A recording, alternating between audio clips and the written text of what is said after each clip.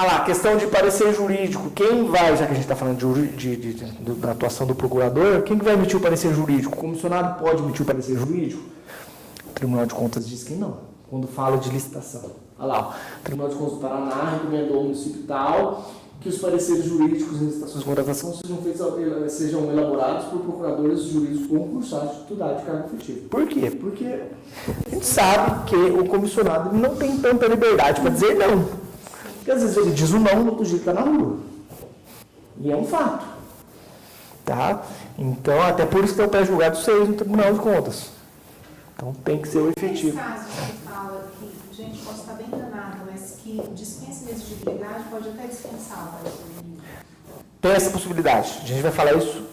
Não, já que você perguntou, vou falar agora. Gente, a pergunta da colega é sobre a possibilidade de dispensar o parecer jurídico, com base na nova lei, certo? Não me recordo, acho que o artigo 53 fala do parecer. Acho que na sequência ali, depois do artigo 53, os artigos estão tudo no material, que a gente vai falar disso amanhã. Mas já que você está perguntando, para não ficar a dúvida, é assim, existe a possibilidade, a lei possibilita que a autoridade máxima jurídica do órgão, tá, ela pode baixar um ato esclarecendo as possibilidades aonde ele não vai dar um parecer jurídico.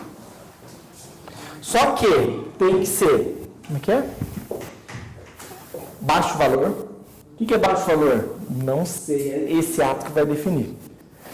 Tem que ser entregue imediata e baixa complexidade. Se eu não me engano, são esses os 3 requisitos. Amanhã a gente vai trazer aqui o texto da lei certinho. Se eu estiver falando alguma coisa errada, a gente já se corrige. Mas se eu não me engano, é isso mesmo.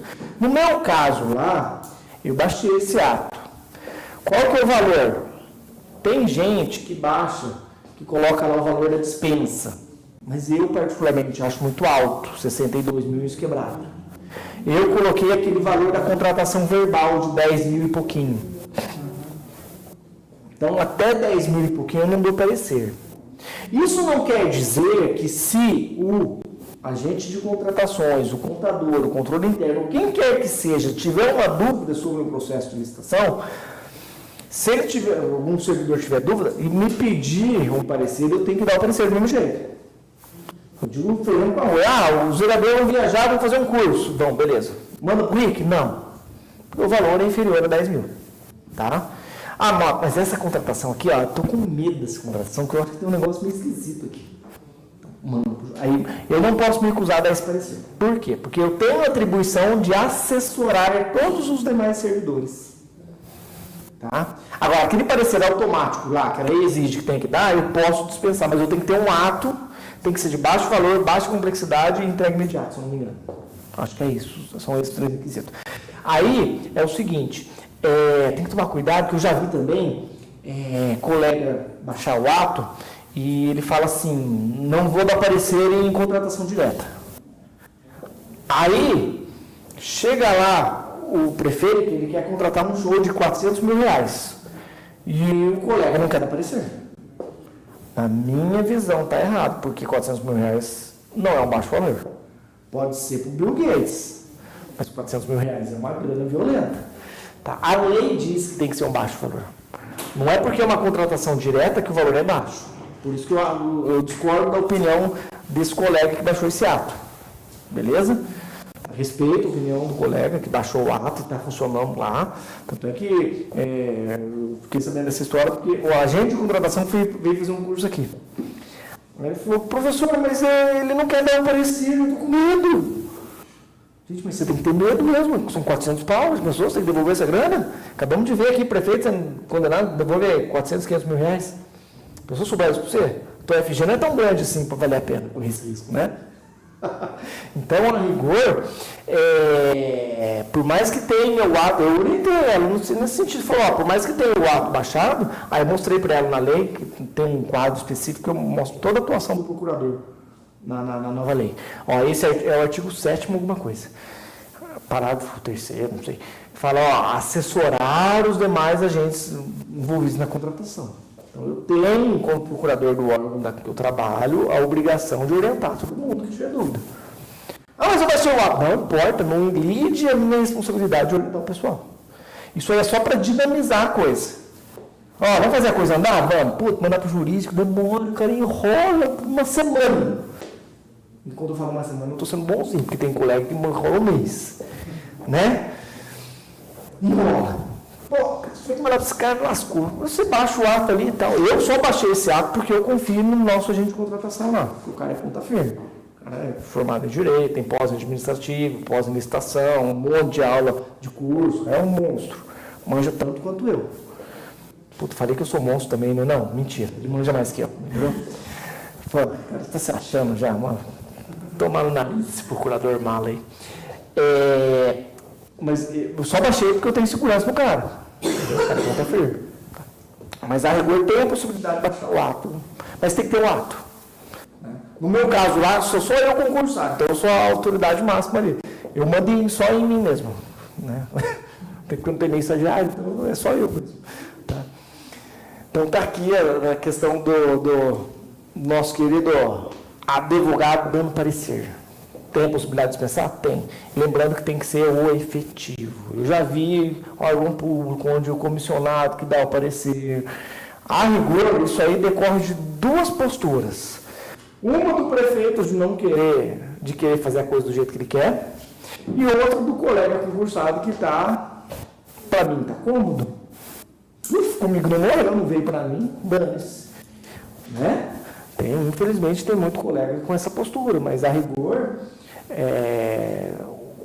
hoje o advogado concursado ele tem que pôr a mão na massa. E quando não tem concursado, daí... Então, aí que tá, aqui no Paraná tem que ter, porque tem para advogado 6. E esse aqui é o entendimento do Tribunal de Contas do Paraná também. Quando não tem um concursado, alguém tem que dar parecer. Tanto é que a lei usa a expressão assessor jurídico. Eu não concordo com a lei, com a expressão, porque assessor dá a ideia de que é o comissionado. Né? Há um órgão de assessoramento. Tecnicamente, na minha visão, ou o legislador está autorizando o comissionado a dar o parecer, o que não é a postura mais adequada, porque não tem a liberdade para dar o parecer, com autonomia, ou ele usou a nomenclatura equivocada. Eu acho que ele usou a nomenclatura equivocada. Não me parece ser o espírito da lei, uma lei que cobre eficiência, deixar um jurídico que não tem autonomia de aparecer. Tá? O que mais? Nossa, meu Deus do céu, tem que cuidar dela. Apesar que eles vão contar amanhã o dia inteiro. Aí se passar hoje, a gente continua amanhã e está tudo certo. Cotação de preços por inexigibilidade. O que é a briga aqui?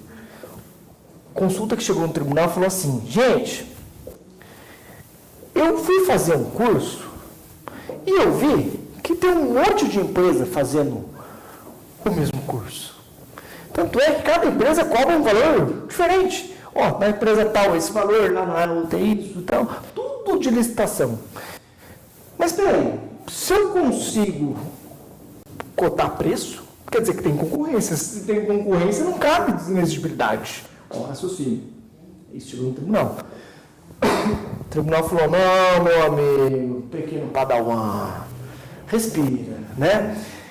É assim, ó, não é porque você cotou o preço com um serviço análogo que não é inexigível, que não é exigível a licitação. Ainda assim é inexigível. Por quê? Aqui entra naquela questão da subjetividade, do inciso 3 lá, que fala da empresa notória especialização. Mas poderia contratar qualquer uma das cotadas, desde que tivesse a notória especialização. Então não é porque você conseguiu fazer uma cesta de preços que você vai ter que listar. Não é porque você conseguiu fazer uma cesta de preços que você tem um critério objetivo para avaliar qual que é o melhor custo para você poder fazer uma licitação, uma dispensa. Tá? Então está aqui, ó, a realização prévia de pesquisa ao mercado mediante cotação de diversos fornecedores para cursos, treinamento e aperfeiçoamento inviabiliza a posterior contratação por inexigibilidade? Ou seja, se eu conseguir cotar, ainda assim cabe inexigibilidade? O tribunal falou, não, ó. A simples pesquisa prévia de preço entendida como cotação com fornecedores, aqui dispensada, exigindo-se apenas a justificativa do preço, não desnatura a inexigibilidade de licitação para a contratação de serviço técnico, desde que seja serviço técnico listado na lei, notória especialização, natureza singular do serviço a ser prestado, julgado 2023. Então a pessoa falou, gente, se eu consigo cotar, como é que eu vou fazer aquela análise de nível? Esse era o raciocínio. Mas a rigor... Na verdade, eu acho que a gente faz questão de fazer essa pesquisa. Mesmo que a gente veio aqui para o processo de elegibilidade, a gente pega... Para não ser uma coisa muito fora. Para mostrar que, ó, realmente, a gente vai contratar com essa empresa, ela tem notória especialização, mas está dentro do que tem espaço. Então, mas a rigor, se você fizesse uma pesquisa com a própria empresa, ó, quanto custa o curso? 2.000. Mas é 2.000 que você cobra de todo mundo? É 2.000 que cobra, não, então beleza. Também, também.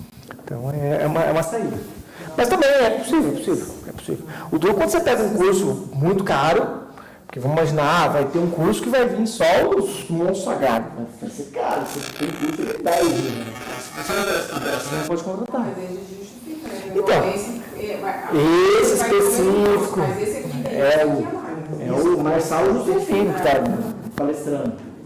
E aí, é caro a palestra do homem mesmo. O pessoal tentou uma vez contratar aqui. Disse que o homem é... Só para dar oi? Só para dar oi? A Constituição diz isso. Então, quando o controle interno, qualquer controle interno, orienta a não fazer e vai lá e faz, é obrigação mandar ou para o Ministério Público ou para o Tribunal de Contas. Se não, responde junto. Já o jurídico, pode ser que caminhe para dizer que vai responder junto lá na frente se ele não tomar atitude, mas ele não tem essa obrigação lá na Constituição. A Constituição diz, ó, controle interno, você orientou. Orientei. Foi. Você não fez nada? Você lascou. Vai responder junto. Por mais que ele tenha orientado a não fazer. Tá? Por isso que eu envolveria o controle interno. Porque o jurídico ele vai orientar também, né? Mas o controle interno ele se lasca junto se ele não tomar atitude. Apesar que está caminhando para o jurídico se lascar junto também, porque faz parte do controle. Você quer colocar o maior número de pessoas, mas Envolve mais gente. Por exemplo, quando tem alguma coisa muito polêmica ali na prefeitura, que eles vão fazer um requerimento de informação, olha eu dando os spoilers aqui. Vocês são controle interno lá? Eu falo, vereador, manda cópia para o controle interno do executivo. Por quê? Você envolve mais um. Porque às vezes o controle interno está vendo aquela cambalacho. Só que ele está fingindo que não está vendo. Tipo assim, o cambalacho está lá e está lá. Não é comigo. Sabe, no direito chama síndrome da cegueira deliberada, ou síndrome do avestruz. Que é enfiar a cabeça num buraco e fingir que não é com ele. Certo? Tem muito jurídico que faz isso, muito controle interno. Só que se você fala com o controle, ó, o cambalacho lá, ó, faz alguma coisa, se você não fizer, então eu falo, vereador, manda a cópia do controle interno junto. Porque às vezes o secretário ali não vai fazer nada. Mas o controle interno, às vezes, ele é um cara mais sério, não político. Não que o político não seja sério, mas o político ele tem um compromisso com o prefeito. Certo? Político. E o controle interno é um cara mais, em tese, deveria ser, pelo menos, um cara mais técnico. Então, ele sabendo que ele vai responder junto, ele pode tomar uma atitude, cobrar o prefeito. E se não cobrar o prefeito, ele responde junto. Tá? O segredo é esse, envolve mais gente. Porque o jurídico e o controle interno tem a obrigação, com base na nova lei de licitações, de orientar você. Ah, não é comigo. É sim, tá aqui, ó. Papel de assessor. Amanhã tem os slides que tragam exatamente os dispositivos que falam sobre isso, do jurídico. Não dá para fazer por elegibilidade, mas dá para fazer por dispensa. Depende do valor, se couber. Por valor abaixo da dispensa. Pode, mas não necessariamente se for contratar ele, porque se você lançar uma dispensa e alguém aparecer com um preço mais baixo, você vai contratar outro. Aí na exigibilidade você vai contratar aquele.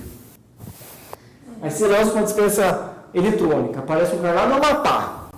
É ele que você vai contratar. Pregão presencial, igual foi feito lá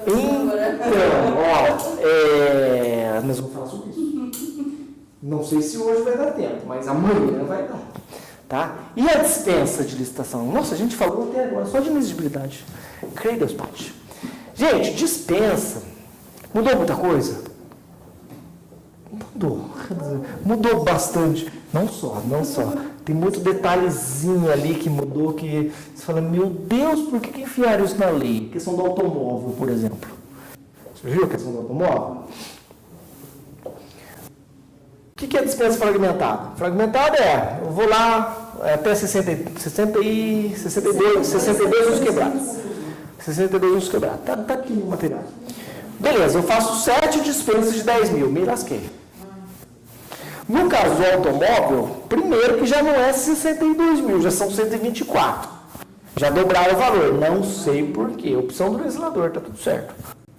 Só que lá tem um dispositivo que fala assim, ó, quando é aquisição de peça e mão de obra para carro, você não soma o valor. Se for cada valor individual menos de 10 mil. Tem lá o valor, não é 10 mil? 8 mil, né? Não, já está em 10, que vai subindo. Era 8, mas está 10 os quebrados. É 8, mas é uma... Tá aqui, o valor está todo no material do atualizado. A gente vai chegar nesse slide. É que eu estou dando um adiantado. Então, por que enfiaram isso na lei? Não sei, não me pergunto, mas imagino que foi um lobby, né, político. Alguém deu uma buzinada na orelha do legislador ali e conseguiu. Tá? Mas, dentre outras situações, questão do não é mais dotação, tem tudo isso. Vamos lá. Gente, ó, aqui, a licitação, você dispensa ela, mas você ainda pode licitar. Na elegibilidade, você não pode licitar. Licitar como? O Santana ou o outro lá, o Gustavo Mioto. É Mioto? É Gustavo Mioto? Pelo Lima também. É esses caras, né? Como é que você vai pôr no papel para avaliar um ou outro? Não tem como. Aqui não, aqui eu posso licitar. Só que essa licitação ela é inconveniente. Ela é contraprodutiva. Ela atrapalha, né, os prazos, a burocracia, tarará.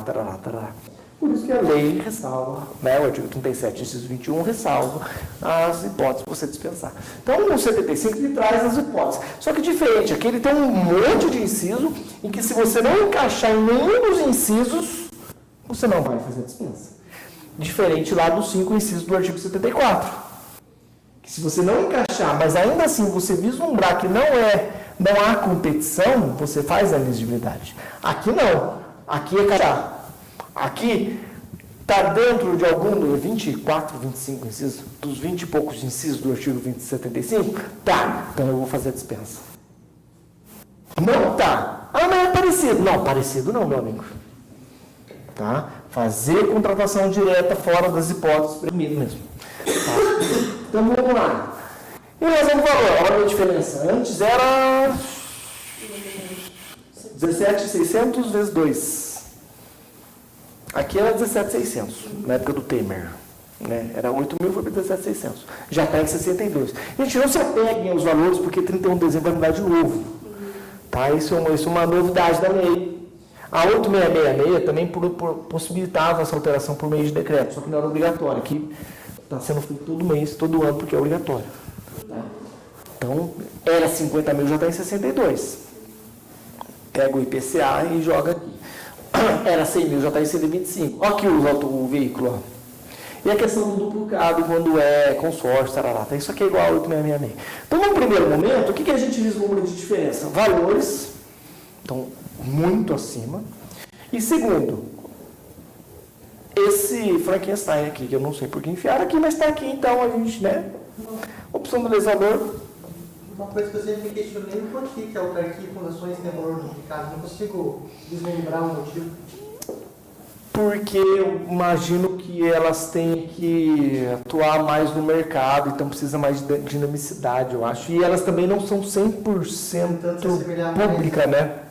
Tem que ter um quezinho de iniciativa privada. Entendeu? Imagino que seja isso. A autarquia não, né? A fundação até seria, enfim.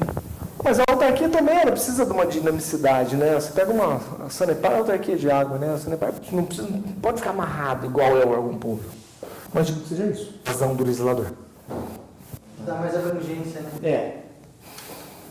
Olha lá, para fins, tarará. Ah, diferença aqui, ó. O somatório que for expendido no exercício financeiro. Aqui já é uma diferença grande na dispensa. Por quê? O somatório antes, ele era contabilizado no valor do contrato. Então, se eu fiz vamos imaginar quando era 8 mil. Fiz uma dispensa de R$ 7.900 em 2025. de um contrato, com base na 8666, beleza? 7.900 ela vai cacetada, beleza?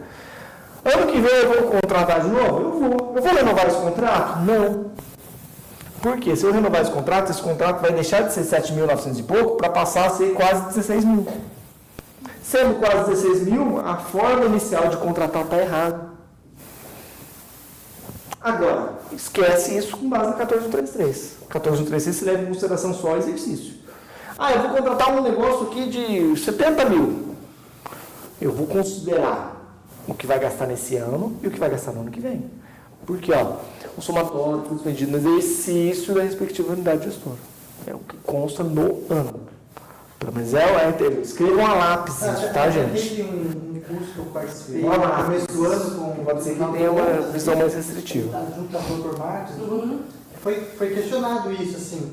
Aí tá até acho com uns conselheiros lá e falou, não, serve, tá na lei, até então foi nos questionar. Então, segue assim. Faz a lápis. Ou seja, faz a lápis. Eles até pediram, nos questionem. Eles têm esse faz uma demanda. Você participa dos cursos deles, e aí às vezes eles falam assim, faz uma demanda. Por que fazer uma demanda? Porque aí eles decidem, e se for o pleno, passa a ter força normativa. Aí todo mundo tem que seguir. Entendeu? Ó, faz uma demanda. Aí a resposta da demanda do tribunal, se for o pleno que decidir, tem força normativa. Então por isso que eles falam, faz uma demanda, você participa dos cursos, eles vêm falando isso pra gente. Aí o quê? Eu não, Deus me livre, vai que eles mudam de ideia. Então aqui tem isso, ó. Por exemplo, lá a questão da modalidade adotada, hoje não tem mais razão de ser. Mas, por exemplo, eu fiz uma licitação, um convite, o tribunal odiava que fizesse convite, mas vamos imaginar que eu fiz um convite de 70 mil reais. No ano que vem eu já não posso renovar esse contrato. Por quê? Se eu renovar, ele vai passar dos 80 mil. Tá? Então, tem esse detalhe aqui. Isso pela 866. Com base na 866. Agora não tem mais, até porque na modalidade também não importa mais o valor. Tá? Com base na 866. Só para entender essa ideia do exercício, a diferença. Só que escrevam a lápis isso também, porque eventualmente o tribunal pode ter uma visão mais restritiva. Tá? O subatório de especialidade com objeto da mesma natureza. O que é objeto da mesma natureza, gente?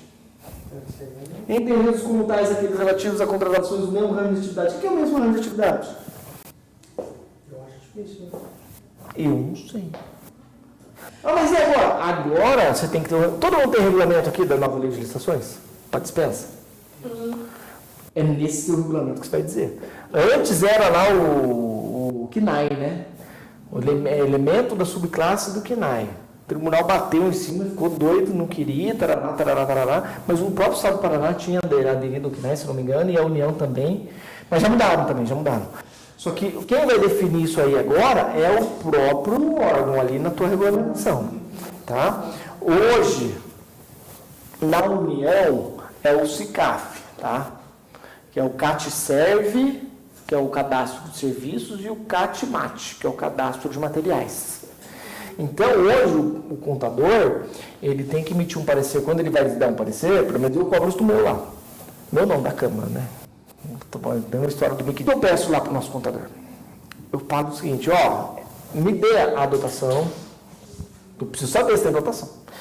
Me diga se gastou alguma coisa ou não, né, se tem Natal, e me diga qual é o elemento de despesa, se teve gasto nesse elemento de despesa.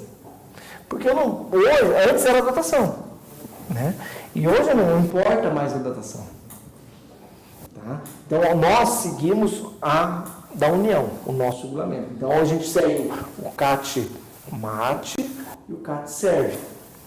Então, o parecer do nosso contador lá, ele coloca lá, ó, esse serviço é o CAT-SERV tal, e durante o exercício não foi gasto nada nesse CAT, é isso que leva em consideração.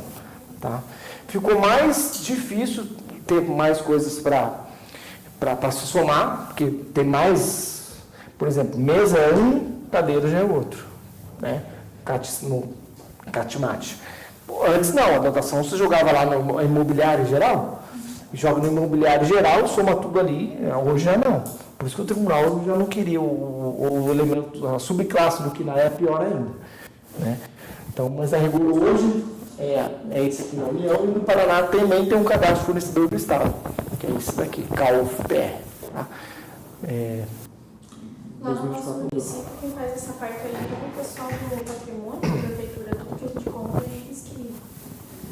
Eu só faço ali o empenho e coloco o elemento. É o pessoal da prefeitura que indica qual o CAT, MAT, CAT-SEG? Eles que fazem toda a parte do patrimônio.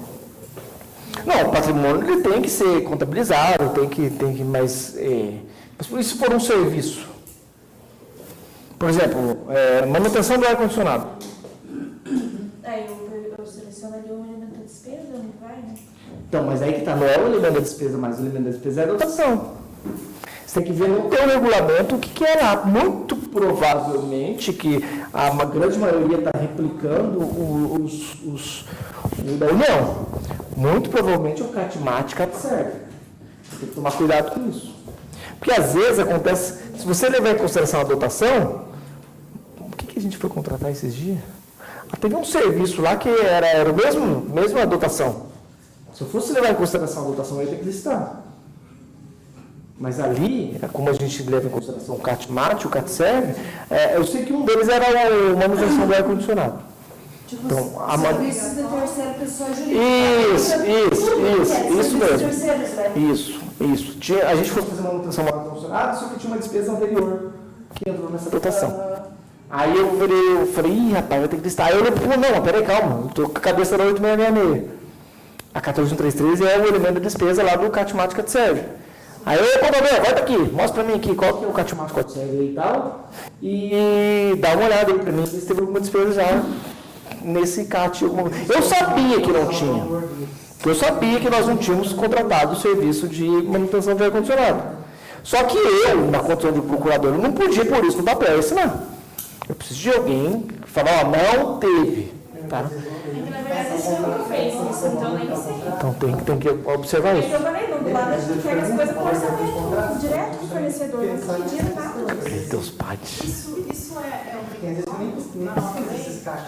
Então, a nova lei diz isso, Só ó. saber que existe um contrato que é similar, no valor Mesma natureza. certo, já passa por... Entendidos como aqueles relativos à contratação do mesmo ramo de atividade. O que é ramo de atividade? O teu regulamento tem que dizer.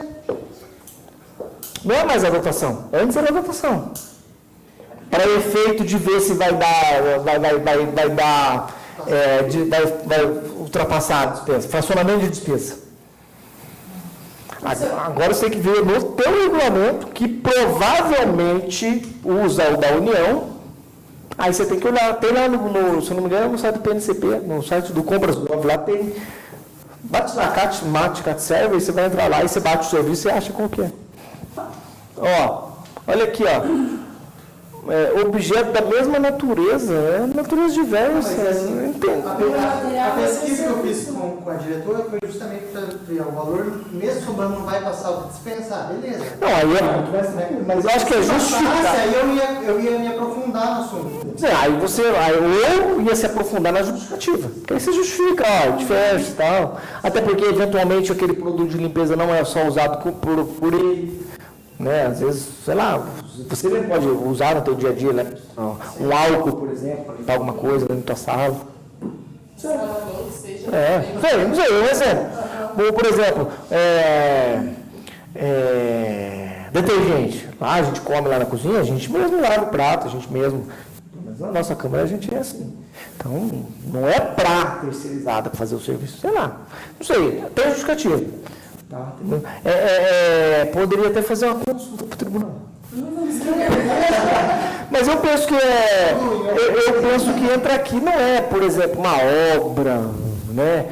Eu vou contratar aqui o mão de obra, depois eu vou contratar todo o material. Aí tudo bem, é uma coisa, um serviço terceiro. Penso que é diverso. Penso que dá para separar.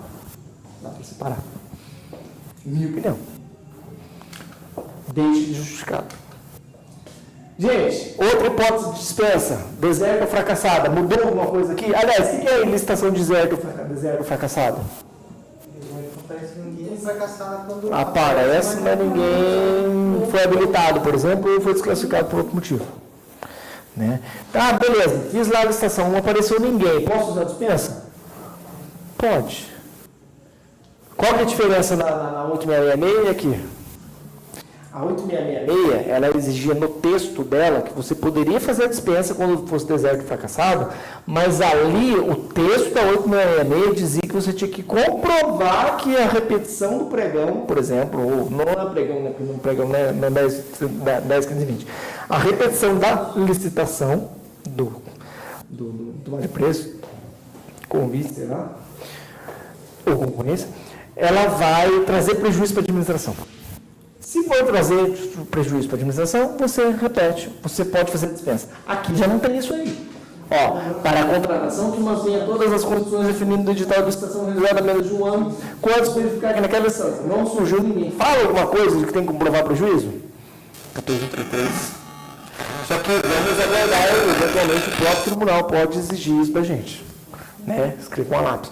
Essa exigência não está mais na lei. E outra coisa, aqui ela trouxe um elemento importante, ó, realizados há menos de um ano.